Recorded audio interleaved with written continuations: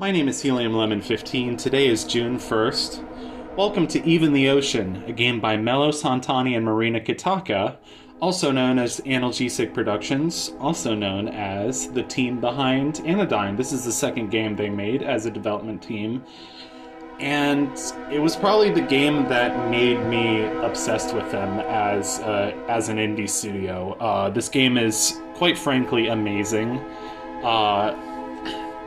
This game, even more than Anodyne, has that distinct Analgesic Productions style that I love. I discovered this game last year, played it for the first time last year, and it quickly became one of my favorite games of all time. This is a platformer, unlike Anodyne, and this explores a story about the environment and our impact on it. So I've already beaten this game 3 times, once on the full mode, once on the story, and once on Gauntlet, and I'm really excited to play this game for you. I've already attempted to record this game a couple of times, and just each time either something went wrong or something didn't come out right, but let's hope third time's the charm. Oh, hello there, human. You came to play the story called Even the Ocean, didn't you? I did promise to tell it. So tell it I will, to as many humans as possible. The world of Even the Ocean will be familiar to you in many ways. There are continents and oceans and lakes and rivers, and humans and all manner of other plants and creatures, as there are on your own Earth. However, integral to this world and this story are the 2 polarized energy types that infuse all matter. Some call them dark and light. Others refer to them by their hues of purple and green. An occasional few use the mathematically derived X and Y, but only if they're nerds. At varying scales, all systems are affected by their energy alignment, the proportion of one energy type to the other contained within the system. Dark energy is strongly associated with horizontal motion, light with vertical. The greater the disparity, the stronger these effects are manifest in the system. The prime example of this is Whiteforge City. Whiteforge City is the most concentrated hub of human activity in this world. Its extraordinary gravity-defying architecture is a testament to mankind's ability to wield energy alignments on a massive scale. It's called the Grand City of Light Energy. Dotting the continent at varying distances from Whiteforge are power plants that serve to distill or isolate the energy types into extreme concentrations for human use. Our story begins at one such power plant located in the Fey Rouge region. Here we will meet Aliph, a newly hired power plant technician who has been sent to the Fey Rouge plant for routine maintenance along with senior maintenance technician Cassidy. Act 1.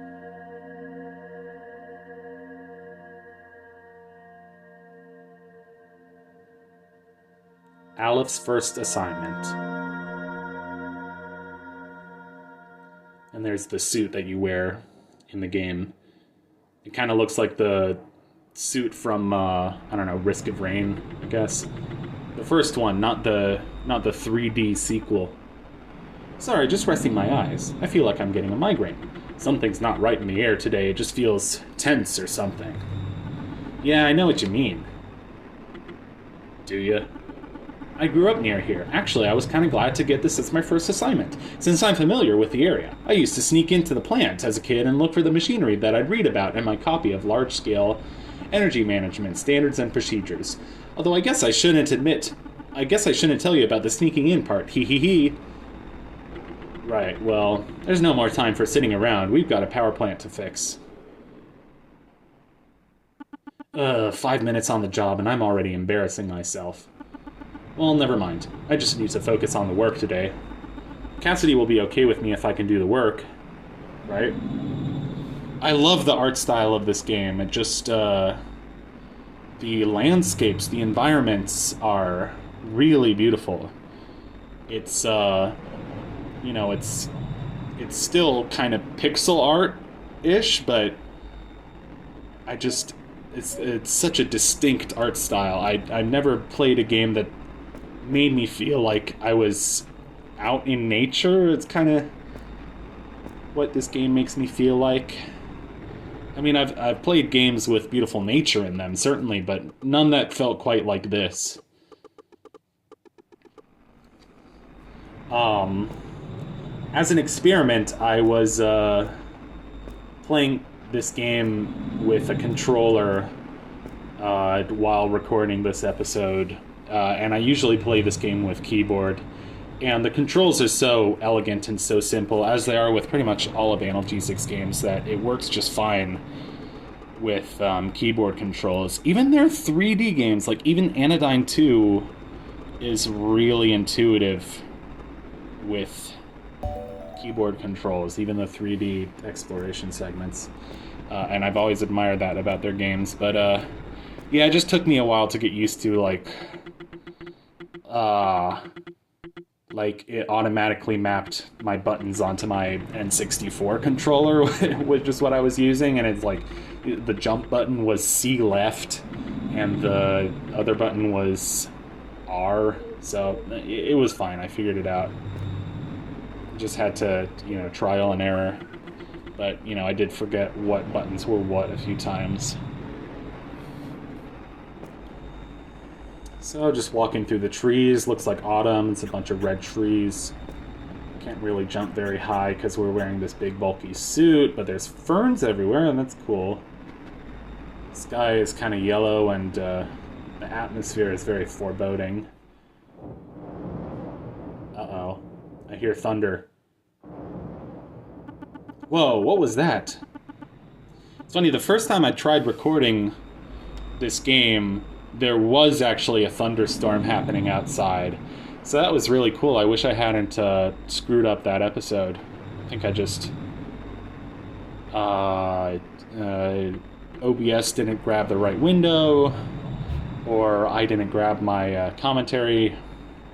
And, that was a few months ago, and then I took a break from doing videos for a while, and got distracted. And I got distracted from what was happening in the game, because lightning strikes the bridge, and things don't go so well for Cassidy. They go kind of alright for Aliph, but... Cassidy? Are you alright? No, you're... Cassidy. I'm sorry. My suit is a wreck. Even the radio's busted. There'll be too much loose energy in the power plant. It'll be too dangerous. But, if I take this and strap this here, I think this'll work. Aliph salvages the chest piece of her suit to create a shield that will defend against various forms of energy. To help you learn how to play this game, I already know how to play this game. I'm a pro. I'm a professional. I'm an expert, and all those other words, but this game has some nice tutorials. Oh my god, there's an airplane overhead. And that's why sometimes I prefer recording these episodes at like 1 or 2 a.m. or the weird times I record my frickin' videos, because my sleep schedule's all messed up, that it's much quieter outside and there's there's not as many airplanes passing by, or noises, or sirens, or cars, or motorcycles. I mean, there's always somebody. This is a city, but whatever.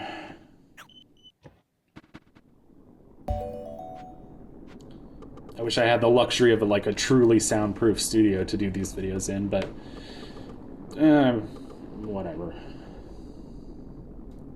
I don't need to make this a whole professional operation if it's only something I do for fun, and I don't care if other people watch it. So if I was a YouTuber who made a living off of YouTube, it would be different. But so you got a super easy to use wall jump. In fact, it kind of reminds me of the wall jump from The Messenger, which The Messenger was already kind of inspired by Ninja Gaiden's moveset. Game which I've never played, but, Messenger is a pretty dope game. That was one of my first, pandemic Let's Plays. I was looking back on my channel and kind of reminiscing about the different eras that I would divide my content into, and there was the old stuff, like the 2014 through 17 stuff, all of which I've made unlisted because I just feel kind of embarrassed by it. Unlisted or private? I think unlisted. But and then there's 2017 through 2020, which is like the pre-pandemic era, sort of. And that sort of has one vibe to it. I was a little bit more, enthusiastic and goofy.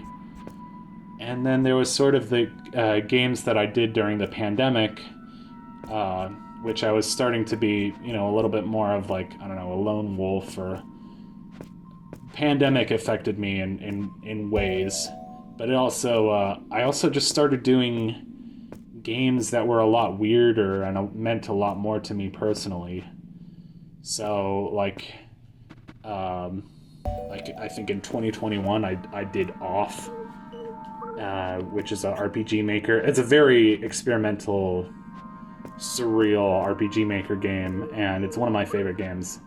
And I feel like after that playthrough was when I actually started going in an interesting direction with this channel and playing games that were more like experimental, avant-garde, which are the kinds of games that really appeal to me. Not like I can't do Ocarina of Time, Banjo-Kazooie, and Mario 64. Like, I love all those games too. But I really love getting to play the weirdo games. That are a bit more unusual. They're a bit, less videos about them. Kind of doesn't matter whether I'm, like, good at them necessarily, just so long as I can showcase them for how unique and weird they are.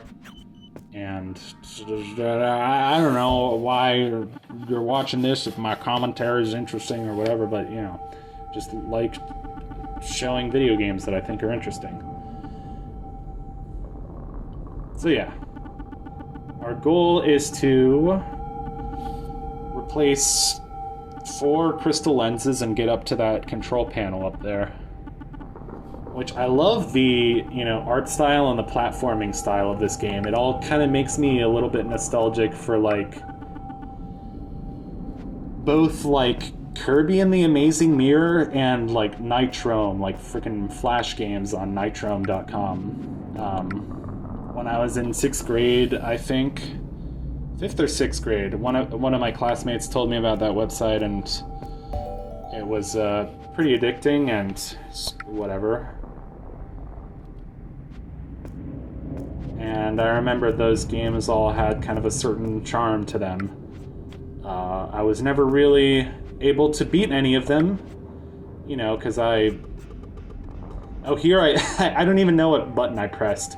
Apparently you can make Aliph sit down and relax and enjoy the scenery, which is valid. There's plenty of beautiful scenery in this video game, but I didn't know you could do that.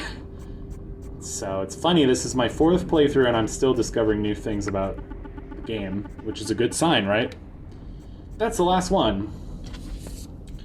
So I am planning on basically trying to do a Let's Play of every game by Analgesic Productions. And so far I'm doing them in the order that I played them. So first Anodyne, and then Even the Ocean. So the plan is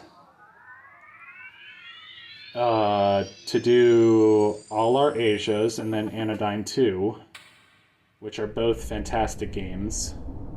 And all our Asia is pretty short. Anodyne 2 is kind of a medium-length game. Then I'm going to try to do Symphony, which I haven't beaten, actually. I haven't even played that game, really. And then, at some point, hopefully I'm going to do Angelinera, which is not come out yet, but it's supposed to come out this year. So that should be good. Yeah, I don't know. Are you injured, technician? No, I think I'm fine. Good. We'll see you back in Whiteforge soon, then, for your debriefing. A crew will be sent to retrieve Cassidy's body. Click! Oh. Okay. Excuse me. Well, that's it. That's that, I guess. Time to head home. Ooh, yay, here's the overworld. The overworld makes me happy. It's kind of like a isometric perspective type thing. It's just pretty. Kind of like a Final Fantasy overworld, you know, like a 90s SNES RPG type overworld. One of them SNES games, one of them Secret of Manas. You got one of them Chrono Triggers. Just imagine some like southern guy coming up and like, can I get Chrono Trigger? So here we are in Whiteforge, Grand City of Light Energy. I like that wheel at the top. Pretty. The rest of the day was a blur. Look at this city. Wow. And of course, not to mention this utterly ethereal music by Mello Sandani. Most people call it the Lighthouse. It's technically my work headquarters. They offered to throw out the shield for me, but for some reason I wanted to take it home with me. I guess it feels like an old friend now.